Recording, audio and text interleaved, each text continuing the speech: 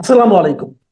প্রিয় দর্শক, অন্য মঞ্চের আলাপ চাইতে আপনাদের সকলকে আমন্ত্রণ জানাচ্ছি। প্রিয় বন্ধুরা, প্রীতি, সালাম এবং শুভেচ্ছা নেবেন। বাংলাদেশের ইতিহাসে শান্তিপূর্ণ ক্ষমতা হস্তান্তর খুব একটা ঘটেনি।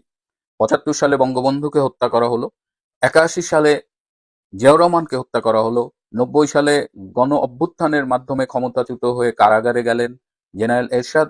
৯১ সালে খালেদা জিয়া নির্বাচিত হয়ে সরকার গঠন করলেন, বিএনপি সরকার, এবং তার সাপোর্টেড বাই জামাত।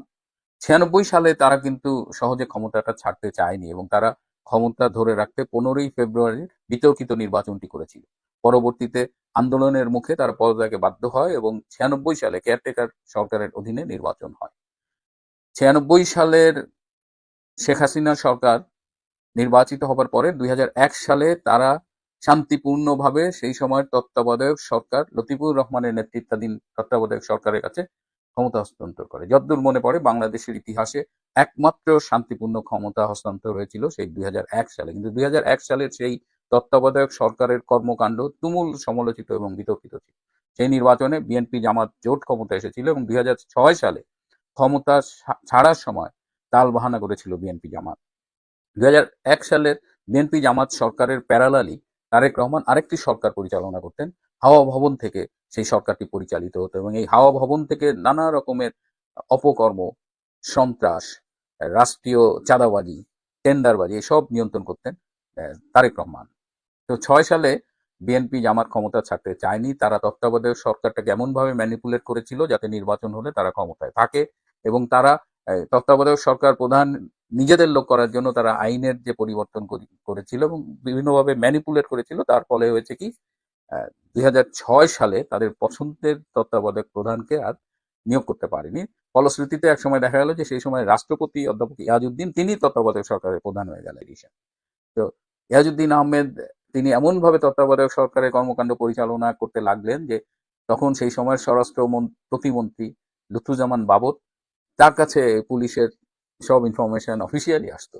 আবার ইয়াজউদ্দিনের একজন প্রেস সচিব ছিল, সে শোনা যায় যে বঙ্গভবনের সব মিটিং এর সময় তার মোবাইলটা অন করে রাখতো যাতে হাওয়া ভবনে বসে তারেক রহমান মিটিংটা সরাসরি শুনতে পেতেন, মিটিং এ কি আলোচনা হচ্ছে। তো এরকম অবস্থায় জনগণ কিন্তু ক্ষুব্ধ হচ্ছিল এবং সেই সময় একটি মহাজোট গঠিত হয়েছিল আওয়ামী লীগের নেতৃত্বে।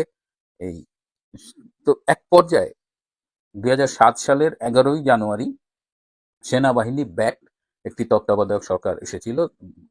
ইয়াজউদ্দিন আহমেদ তত্ত্বাবধায়ক সরকার প্রধান থেকে সরে যান, তিনি রাষ্ট্রপতি ছিলেন এবং তত্ত্বাবধায়ক সরকার প্রধান হন একজন সাবেক সচিব, বাংলাদেশ ব্যাংকের সাবেক গভর্নর এবং বিশিষ্ট অর্থনীতিবিদ ফখরুদ্দিন আহমেদ।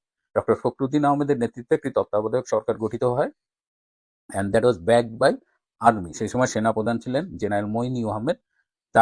তাদের সেনাবাহিনীর সশস্ত্র বাহিনীর সমর্থনে এই সরকারটি ক্ষমতায় এসেছিল এবং আমার মনে আছে যে ২০০৭ সালের ১১ই জানুয়ারি আমি তখন ঢাকায়, এবং তখন আমার বন্ধুরা মোটামুটি লেফটেন্যান্ট কর্নেল পর্যায়ে। তো আমার ঢাকার দায়িত্বে ছিল আমার একটা বন্ধু লেফটেন্যান্ট কর্নেল সাজ্জাদ। সে ফোন করে বলল যে, মামা সমস্যা হলে বলিস, আমি ঢাকায় আছি। তো সেই সরকারের শুরুতে কিন্তু পাবলিক অ্যাকসেপ্টেন্স খুব হাই ছিল। পাবলিক কিন্তু ফখরুদ্দিন আহমেদের নেতৃত্বাধীন তত্ত্বাবধায়ক সরকারকে সমর্থন জানিয়েছিল। এই ফখরুদ্দিন আহমেদকে তত্ত্বাবধায়ক সরকার প্রধান করার আগে মইনু আহমেদ ডক্টর ইউনূসের কাছে গিয়েছিলেন এই প্রস্তাব নিয়ে যে তত্ত্বাবধায়ক সরকারের প্রধান হতে হবে। ডক্টর ইউনূস জানতে চেয়েছিলেন কতদিনের জন্য। তো মইনু আহমেদ বলেছিলেন একটি নির্বাচন করার জন্য, কিন্তু ডক্টর ইউনূস বলেছিলেন যে তাকে ১০ বছরের জন্য তত্ত্বাবধায়ক সরকার প্রদান করতে হবে। মানে ১০ বছর, এটা শুনে মইনু আহমেদ অনেকটা ভয় পেয়ে পালাই গেছে যে একটা অনির্বাচিত সরকার ১০ বছর থাকবে। সো ডক্টর ইউনূস ক্ষমতায় থাকবেন, অনির্বাচিত হয়ে ক্ষমতা নেবেন এবং তিনি দীর্ঘ সময় থাকবেন। এইটা তার ২০০৭ সালে এই লোকটা কিন্তু প্রকাশ পেয়েছিল, যেটা পরবর্তীতে মইনু আহমেদ তার বইয়ে লিখেছেন। সেই ২০০৭ সালের সরকার এবং তারা দৃশ্যমান কিছু ভালো কাজ করেছিল। যাদের সেই ২০০৭ সালের 111 সরকারের কথা মনে আছে, শুরুর দিকে কিন্তু দেশের আইন শৃঙ্খলা পরিস্থিতি নিয়ন্ত্রণে ছিল, দ্রব্যমূল্যের দাম নিয়ন্ত্রণে ছিল এবং তারা আরো কিছু ভালো কাজ করেছে এবং সেই সময় কিন্তু জঙ্গি কার্যক্রমও নিয়ন্ত্রণে ছিল। অর্থাৎ দেশের মানুষ সাময়িকভাবে শান্তিতে ছিল। তারা এই যে আজকে আপনি ভোটার আইডি দেখেন, আজকে এই যে এনআইডি দেখেন, এই কাজগুলো কিন্তু মঈনু আহমেদের, এই ফখরুদ্দিন আহমেদের মানে আমলে করা, সেই তত্ত্বাবধায়ক সরকারের আমলে করা। তারা আরপিও করেছিল, যে নির্বাচনী অধ্যাদেশ এবং রাজনৈতিক দলকে নিয়ে যে অধ্যাদেশগুলো দেখি, এগুলো সেই আমলে করা। এই কাজগুলো কিন্তু সব পার্টি অ্যাকসেপ্ট করেছিল এবং এনআইডি এবং ভোটার আইডি, এটা তো একটা মানে ইউনিক কাজ হয়েছে, কারণ সেই সময় তারেক রহমান এই হাওয়া ভবন মিলে একটা ভোটার তালিকা করেছিল 2006 সালে ইলেকশন করবে, এবং সেই ভোটার তালিকায় 1,20,000 বা 30 লাখ ভুয়া ভোটার ছিল। তো সেইখান থেকে এটা কিন্তু একটা রেভলিউশনারি চেঞ্জ বাংলাদেশের জন্য। কিন্তু যেটা হয় যে আর্মিরা বেশি দিন ব্যারাকের বাইরে থাকলে এরা লেজে গবরে করে ফেলে। তো এক সময় এই ফখরুদ্দিন আহমেদের সরকার শেখ হাসিনা এবং খালেদা জিয়াকে পর্যন্ত গ্রেপ্তার করেছিল, কিন্তু এক পর্যায়ে জনগণের চাপের ফলে, তারা এত ভালো কাজ করার ফলেও তারা কিন্তু, তাদের একটা ম্যান্ডেট ছিল যে একটা নিরপেক্ষ সুষ্ঠু নির্বাচন দিয়ে তারা চলে যাবে, এবং 2 বছরের মাথায় তারা নির্বাচন দিয়ে চলে গেছে। That was their mandate and they did it very well.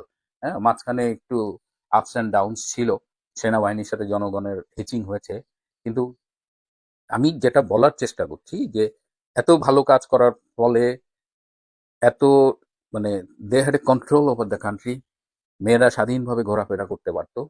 হ্যাঁ, তো আজকের যদি আমরা তুলনা করি যে এত কিছু নিয়ন্ত্রণে রাখার পরেও, এত ভালো কাজ করার পরেও ফখরুদ্দিন আহমেদরা কিন্তু নির্বাচন দিয়ে 2 বছর পরে চলে গেছে। কিন্তু আজকে ডক্টর ইউনূসের এই ইন্টারিম গভর্নমেন্টের দিকে যখন আমরা তাকাই, আমরা কি দেখতে পাই? সে উপদেষ্টা সহ বলেন যে না, তারা 4-5 বছরের জন্য ক্ষমতায় থাকবেন, আর ছাত্র চেলাগুলোকে দিয়েও তিনি বলান। তার মানে কি, সবকিছু ভালো করে নিয়ন্ত্রণে রেখেও যদি ফখরুদ্দিন সরকারকে 2 বছরের মধ্যে চলে যেতে হয়, এখন দেশে আইন শৃঙ্খলা পরিস্থিতির উপর কারো কোনো নিয়ন্ত্রণ নাই। দেশের জঙ্গিবাদের এখন চরম বিকাশ ঘটেছে। বাংলাদেশে আইএসআইএস এর পতাকা নিয়ে, লাদেনের ছবি নিয়ে, হিটলারের ছবি নিয়ে মিছিল করা হচ্ছে প্রকাশ্যে। বাংলাদেশে মেয়েদের স্বাধীনতা আজকে হুমকির মুখে, তারা সন্ধ্যার পরে ঘরের বাইরে বেরোতে ভয় পায়, তারা কি পোশাক পরবে এটা নিয়েও তাদের আজকাল চিন্তা ভাবনা করতে হয়। দ্রব্যমূল্যের কোনো নিয়ন্ত্রণ নেই, বিদেশি বিনিয়োগ 71% কমে গেছে। ফখরুদ্দিন গভর্নমেন্টের আমলে কিন্তু বিদেশি বিনিয়োগ হুমকির মুখে পড়ে। সুতরাং if you compare that caretaker government with the Yunus interim government, you can see the difference. There is a significant difference. এবং ডক্টর ইউনুসের এই ইন্টারিম গভর্নমেন্ট সব দিক দিয়ে ব্যর্থ। তো একটি তুলনামূলকভাবে সফল বা ভালো কেয়ারটেকার গভর্নমেন্ট যদি 2 বছরের মধ্যে চলে যায়, সেখানে চরমভাবে সব দিক দিয়ে ব্যর্থ ডক্টর ইউনুস কি করে 5 বছর থাকার স্বপ্ন দেখে? বাংলাদেশের মানুষ কিন্তু অনেক কিছু মেনে নেয় চুপচাপ, কিন্তু একবার যদি ঘুরে দাঁড়ায় তাহলে সেটার হজম করা খুব কঠিন হয়ে যায়।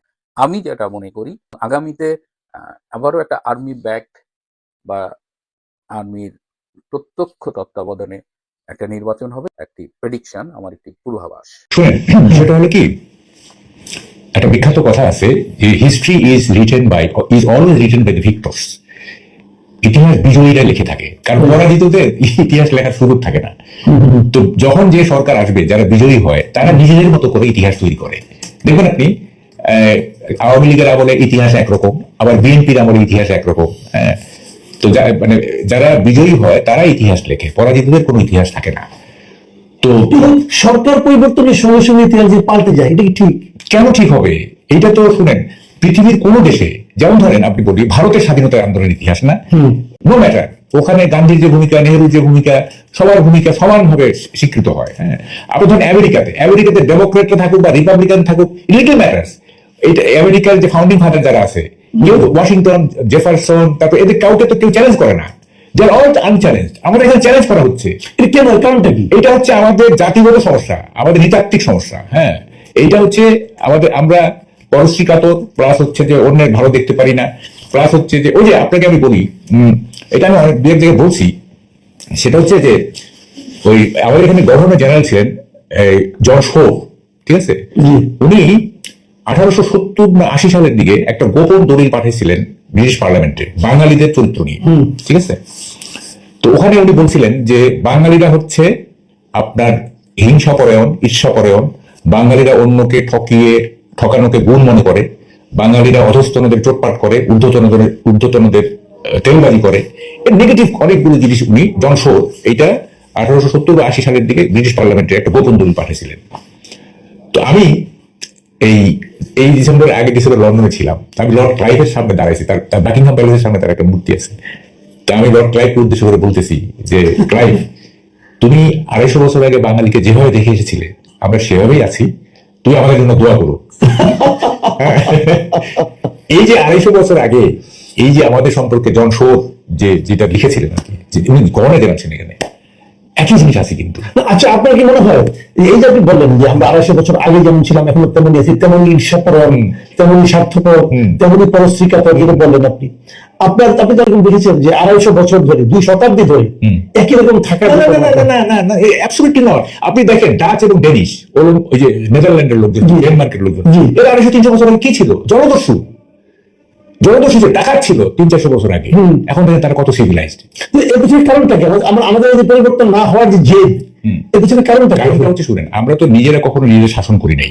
এই ফর দ্য ফার্স্ট টাইম আমরা 71-এ আমরা নিজেদের শাসন করছি। এর আগে তো আমরা সবসময় বাইরের শক্তি দ্বারা শাসিত হয়েছি। ইভেন পাকিস্তানের যে 24 বছর, সেটা তো বাইরের শক্তি, তাই না? এর আগে ব্রিটিশ, তারপরে নানা রকম বাইরের শক্তি।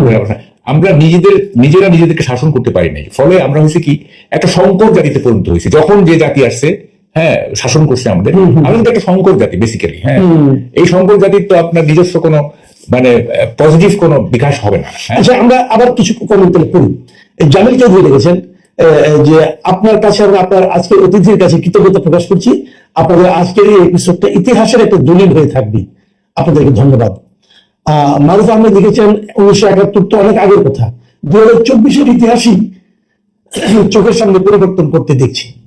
এটা কিন্তু একটা বড় অভিযোগ আমি দেখেছি যে আমরা 71 তো দূরের কথা, এখন 24 বছর গত বছর কিন্তু এটা নিয়েও কিন্তু নানা ধরনের দাবিদার বুঝিয়ে গেছে। যেটা আপনি বললেন যে আমাদের চরিত্রের মধ্যে এই জিনিসটা আছে, সকলে নিজের বাহাদুরিটা করার একটা। আচ্ছা, আপনি যে বললেন যে এই 24-এ না আমরা কি দেখছি, গত 91 থেকে ধরি, যখনই এটা তো পালাক্রমে আসছে না, BNP Awami League, one succeeded another. তো যখন বিএনপি চলে যাওয়ার পরে আওয়ামী লীগ আসছে, তখন আওয়ামী লীগ বিএনপি আমাদের নানা রকম সত্যকে ডিস্টোর্ট করছে, বিকৃত করছে ইত্যাদি। আবার যখন বিএনপি এসে তখন আবার ইমিডিয়েট পাস গভর্নমেন্টের বিকৃতি করছে। তো এটা আমাদের নেচারের মধ্যে আছে, বুঝছেন? আমরা মানে একটা যে সহনশীল সমাজ গড়ে তুলবো, হ্যাঁ, একটা রেইনবো সোসাইটি গড়ে তুলবো, এইটা আমাদের চরিত্রের মধ্যেই নাই। এবং যারা ঈর্ষাপরণ, আমি একটা উদাহরণ দিই আপনাকে। এই যে ইউনূস সাহেব যে লন্ডনে গেলেন না, তারেক রহমানের সাথে দেখা করলেন যে না, এনসিপি এবং জামাতের এই ক্ষোভের কারণটা কি? যে উনি একটা দলের প্রেসিডেন্টের কাছে গেলেন, আমাদেরকে কিছু বললেন না। এই যে ঈর্ষাপরণতা, হ্যাঁ, উনি কেন এককভাবে তারেক রহমানের কাছে যাবেন? আমরা কি তাহলে মানে আমাদের কি কোনো মূল্য নাই? হ্যাঁ, তো এই যে ব্যাপারটা, মানে এইটা সব ক্ষেত্রে আপনি দেখতে পারবেন। হ্যাঁ, আচ্ছা, আমরা আরো একটা কমেন্ট করি। যেমন শিকদার তুলি, তিনি লিখেছেন স্বাধীনতার ঘোষণা নিয়ে একমাত্র বিশুদ্ধ আলোচনা শুনলাম। এই যে উনি যে কথাটা বলেছেন, আমি এই প্রসঙ্গে কথা বলতে চাই যে আসলে মানে ইতিহাসে যার যে অবস্থান, সেই অবস্থানকে স্বীকৃতি দিয়েও কিন্তু আমরা ইতিহাসটা বলতে পারি। তাহলে অন্যকে ছোট করার যে প্রবণতাটা আমরা দেখি, এটা তো আমরা এটাও দেখেছি, এটা কিন্তু টেকসই হয় না। তাহলে কেন করি আমরা এটা? আমি বলি, শুনেন, আপনি টেকসই বললেন, আপনি 200 বছর পরে বাংলাদেশ কথা চিন্তা করেন। 200 বছর পরে তখন কিন্তু এই জিনিসগুলো না, এগুলো কিছু থাকবে না। থাকবে কি জানেন? ইতিহাসের বাকি জিনিসগুলো ফুটনোটে চলে যাবে, গবেষকদের টেবিলে চলে যাবে। সাধারণের মাঝে কি থাকবে? সাধারণের মাঝে থাকবে ইয়াহিয়া খান, বঙ্গবন্ধু, ঠিক আছে, এবং বড়দের জিয়া রহমান। এই থাকবে, মানে অন্য চরিত্রগুলো, অন্য এগুলো কিন্তু গবেষকদের টেবিলে চলে যাবে, ফুটনোটে যাবে, টিকে যাবে।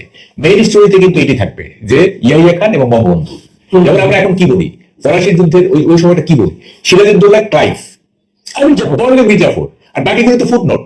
আসলে হয়তো অনেক একজন খুব গুরুত্বপূর্ণ একজন সৈনিকও ছিল, খুব ভালো ফরাসি ওই যে আমাদের সিরাজউদ্দৌলার পক্ষে ছিল, তার কথা কেউ বলে?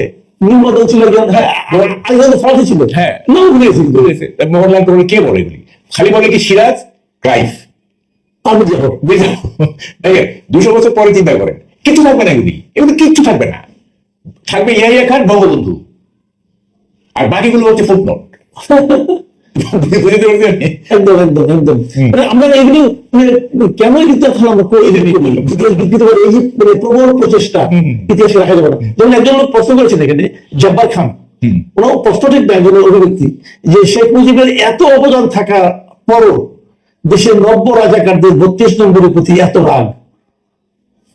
এটা আরেকটা মন্তব্য করেছেন জাকির হোসেন, এটা একটু বড় মন্তব্য, তুমি পড়ে শোনাই। 2024 সালের 5 আগস্ট না আসলে বুঝতে পারতাম না কে যে সাংবাদিক আর কে যে পক্ষপাত দুষ্ট সাংঘাতিক। আপনাদের এই নিরপেক্ষ আলোচনা আপনাদের প্রতি শ্রদ্ধা এবং ভালোবাসা বাড়িয়ে দিল। 5 আগস্টের পর থেকে বুঝতে পারলাম একজন সরকারকে ফ্যাসিস্ট হওয়ার পেছনে সাংঘাতিকদেরও বিশাল ভূমিকা থাকে। যদি আপনাদের মতো সাংবাদিক থাকতো তাহলে এত সহজে কেউ ফ্যাসিস্ট হতো না। আল্লাহ আপনাদের নেক হায়াত দান করুন। আচ্ছা, আমি আরেকটা প্রশ্ন যেটা আমি করতে চাচ্ছিলাম সেটা হলো, আপনি নিজে কখনো এটা আপনার মধ্যে প্রশ্ন এসেছে কিনা? আমার মধ্যে